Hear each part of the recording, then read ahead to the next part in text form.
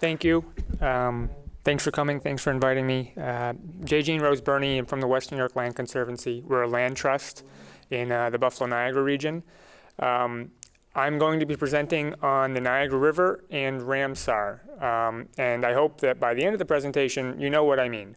Normally I have 45 minutes to give a presentation like this, and I tie in elaborate personal stories and really hilarious jokes. I don't have time to do that this time, so just bear with me, and if I skip a detail, ask about it later. In short, Ramsar is an international honor for globally important water bodies and wetlands, and we think that the Niagara River should have this honor. Who are we? So essentially there's a binational steering committee comprised of people, of citizens, not-for-profit representatives, agency representatives, university partners, and for the last 4 years we've been working to nominate the Niagara River, both sides of the river, as a Ramsar site. We thought this was going to take 1 year. We're now on 4 years and counting, but we're still going.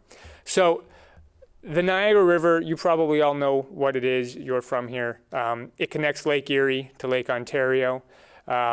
It's one of the most important ecologically and culturally important places in the world. It is home to, like the Great Lakes, the majority of North America's fresh water. There are an incredibly high diversity of plants and animals, rare species, great migrations of fish and wildlife, incredible natural wonders, Niagara Falls. People from all over the world come here. Millions of people come here to see the falls. People fish, boat, hunt in the river. And yet, as important as it is, for maybe a century or more, we didn't treat the river well. We polluted it, we dredged it, we mined its islands, we cut its forests, we drained its wetlands. But for the last few decades, a lot of us here and other people have been trying to change that. And I think it's safe to say that the river is on the mend. It's probably healthier now than it has been in generations. And Ramsar is a way to honor that change, that turnaround. So what we hope to do is nominate the river, the entire corridor, lake to lake, shore to shore, the protected green spaces along its edges, as a Ramsar site. This would be the first transboundary Ramsar site in North America, so a Ramsar site that would cross borders, the US and Canada. And so what is Ramsar? So Ramsar is an international treaty that was signed in Ramsar, Iran in 1971. Its mission is the conservation and wise use of all wetlands through local, national actions and international cooperation as a contribution towards achieving sustainable development throughout the world. And maybe the reason why it's taken 4 years and running is because it was signed in Iran, and it's also about wetlands. And both of those words and both of those things are kind of scary. But the truth is, Ramsar is essentially just an honor. It's an award for important places. First off, it's voluntary. You can't be in a Ramsar site unless you want to be in a Ramsar site. It's non-regulatory. It's nothing like a state or federal wetland delineation. It doesn't come with new regulations or rules or restrictions on anyone in or outside of the Ramsar site. And it's non-binding. It really doesn't have any teeth. Again, it's just an award. It's just an honor for being important. And to be a Ramsar site, you have to meet one of 9 ecological criteria. So things like migratory birds or high populations of breeding fish or rare, threatened, and endangered species. And the Niagara River on the US side alone meets 8 of the 9 criteria. You only have to meet 1.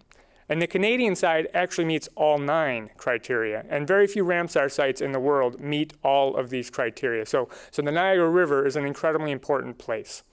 And it comes with a lot of benefits. So not only does it promote conservation, by recognizing the importance of the river, we hope to change people's minds about what to do with the river, how to manage the river from every level. But it also comes with some benefits. A lot of Ramsar sites around the world, they have increased recreation and tourism because of their designation. So I'm a bird watcher, and I know that if a place has a Ramsar site designation, that the bird life there is probably pretty incredible, and I go there. It can also attract outside funding to our region. So I work at a not-for-profit, and if I want to do a project on the Niagara River and it has this Ramsar site title, I'm more likely to get funding from outside of the region because of the importance of the place that I'm working and therefore the importance of the project. And so that's relevant to not-for-profits, that's relevant to government agencies. And again, it's voluntary, it's non-regulatory, and it's non-binding. So the process, each side of the river, each country has its own process, but they're very similar. So this is essentially what we have to do on the US side of the river. First, we have to complete an application. We already have most of it completed. The next step is a series of endorsements that we need from any landowners, public or private, that want to be in the river, or in the Ramsar site, from municipalities along the river, an endorsement from New York State, from a congressman, and then ultimately we submit the nomination to the U.S. Fish and Wildlife Service. And we actually have a lot of these endorsements already, so we are making some progress.